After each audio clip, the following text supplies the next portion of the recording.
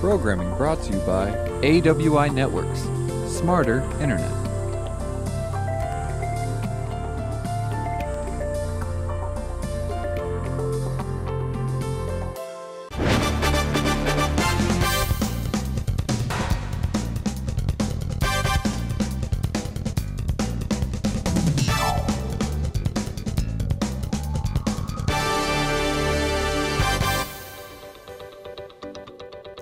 Thanks for joining St. George News at 8.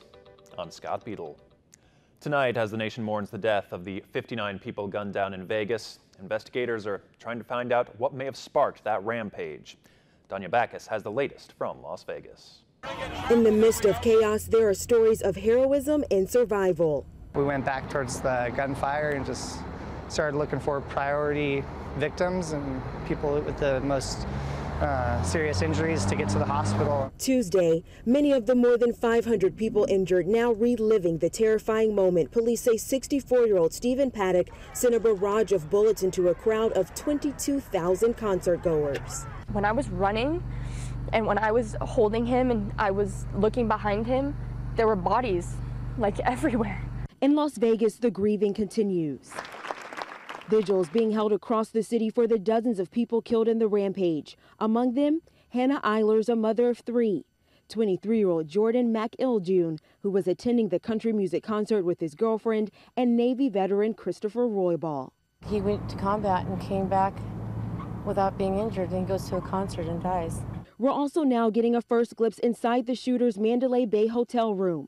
Law enforcement and family members trying to understand what would motivate a one-time accountant and avid gambler with no known criminal record to inflict so much carnage. Steve had nothing to do with any political organization, religious organization, no white supremacists, nothing. Investigators say there were more than 40 guns recovered both in Paddock's Nevada home and his Mandalay Bay hotel room, and material used to make explosives were also discovered in his car. Now, Paddock did not set off any red flags when he made a routine purchase at Dixie Gun Works in St. George. He bought that gun back in February, passing those safety checks. So just a normal everyday customer, walked in the doors, came in 3 or 4 different times. Average everyday Joe Blow. Nobody, that stood out, no red flags, nothing to that effect. Came in, ended up purchasing a shotgun. Took him 3 different visits to purchase the shotgun. No red flags, went through the entire background check. All different safety checks were checked off. FBI passed him off through the system. The only thing he ended up purchasing in the long run was the shotgun. There was nothing that stood up. A taller gentleman, heavier set, kind of more of the grandpa next door is what I kind of remember. Again, we have lots of code words between the staff here at Dixie Gun Works. If there's something that just stands out to us that will throw up a red flag, we have denied purchases of firearms for people that are really sketchy or just something doesn't add up and make sense to us. And so with him, we didn't have that feeling. None of the staff had any red flags whatsoever. With the shooting happening so close, many in the area are interested in donating blood. The Red Cross Donation Center in St. George, in fact, was swamped Monday as donors came to help out. However, due to a scheduled blood drive event, the center was not prepared for the flood of would-be donors. However, it should be noted that United Blood Services will be passing on donations to Las Vegas. Donations to the Red Cross will actually stay within the area and help meet needs here. There are UBS donation sites in Farmington, Utah, as well as Las Vegas, Henderson, Carson City, Reno, and Sparks, Nevada. The FBI sent out a tweet Tuesday morning to let the public know about various types of assistance to victims of the shooting.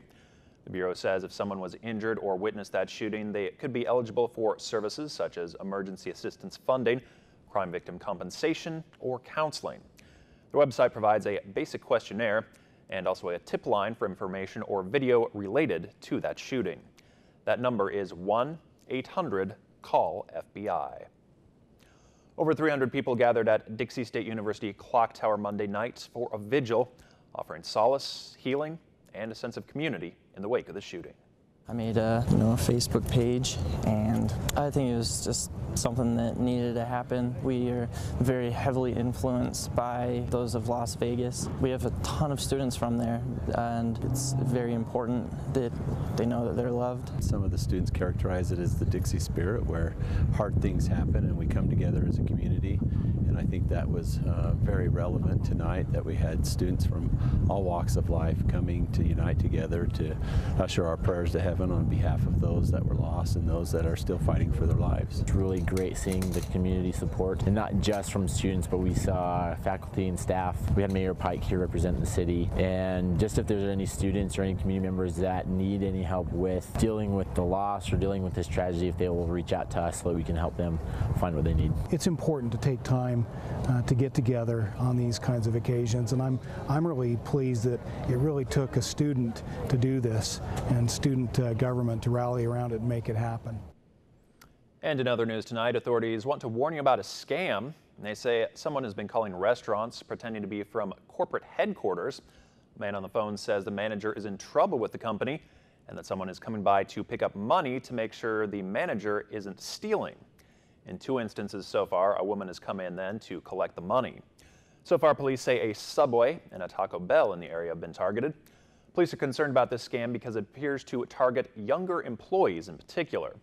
If you have any information, please call at Cedar City Dispatch at 435-586-9445. Meteorologist Kim Walker has your Southern Utah forecast coming up right after this.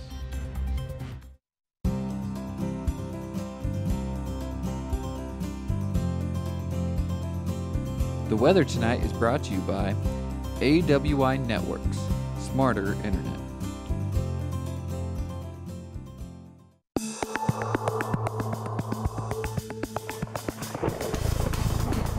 Well, expect lots of sunshine to return tomorrow. Temperatures will be mild, much like what they were today, but we're going to see a warming trend through the end of the week.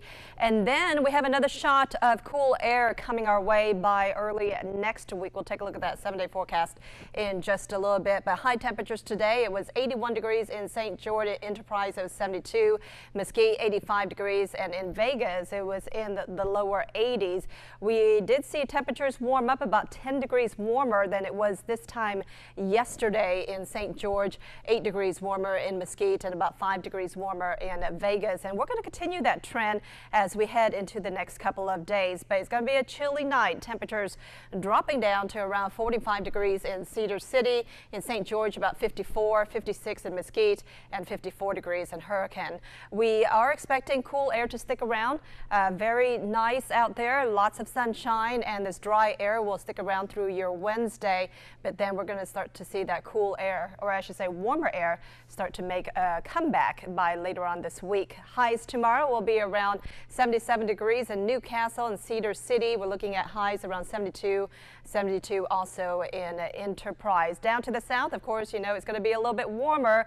We're looking at highs around 82 for you in St. George, in Littlefield around 84 degrees, and in Ivins about around 78 degrees, and not bad overall. It's going to feel like spring out there, or I should say fall, and we are going to see plenty of sunshine. Temperatures in the low 70s for the most part in Cedar City, but it maybe get a little chilly though, especially with that dry air that will be filtering in by the end of the week. We're talking about lows that will drop down to around freezing Friday into Saturday, so you definitely will need that jacket if you are going to start off the day early Saturday. But temperature wise over the weekend, it's going to warm up a little bit into the 70s. It's not going to be bad overall. 75 for the high on Saturday, 72 on Sunday, and then that shot of cool air will arrive early next week, and so temperatures will drop back down into the 60s in the afternoon.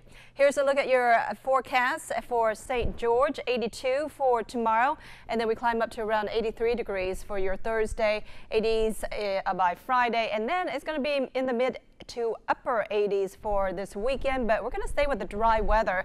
Another system comes through by early next week, and that will knock those temperatures back down. So we are looking at highs around 77, lots of sunshine for your Monday, 75 on Tuesday. So it looks like with these systems coming through, it will keep the fall-like conditions in our area. Overnight lows will be in the 50s, so yeah, you definitely need that jacket early in the morning, but in the afternoon, it looks like with the 80s, you probably don't need it at all. Looks like a great forecast, Yes. and maybe even getting right to that sweet spot next week in the 70s, huh? Yeah, definitely.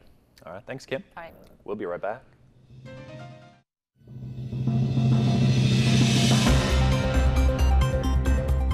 A koala that took refuge on top of a drilling rig at a construction site is rescued in Australia. The koala was apparently chased off a busy road by the passing cars. It refused to budge until a firefighter brought it back down to safety. After posing for a photo, the koala was loaded in the back of a car and taken in for a checkup. Poor little guy. Yeah, glad he's okay. Yeah, a long way up there. Well, thanks for watching. Have a great night.